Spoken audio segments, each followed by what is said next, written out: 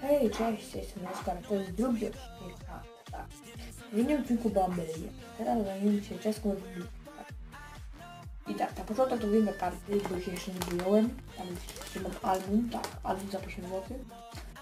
I tak, mogę teraz ten cały album z kartami za 120 zł, bo to jest bardzo tanie moim zdaniem.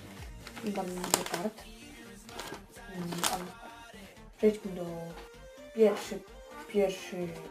pierwsza karta to jest ekspert, to jest Petr bramkarz. Silent 2002. Czeska Republika. 87 obrony, 60 ataku i 75 pomocy.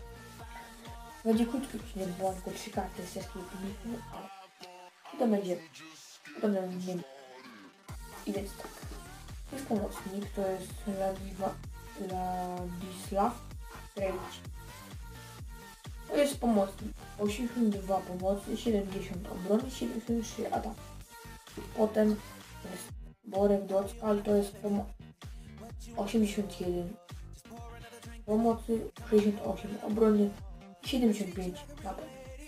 I już tak, bo na tyle, jeśli się spodobało, zostawcie lajka, komentarz i subskrypcję,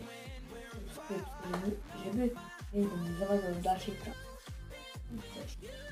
Widzimy się w kolejnym odcinku. W kolejnym odcinku będę mnie. Hej.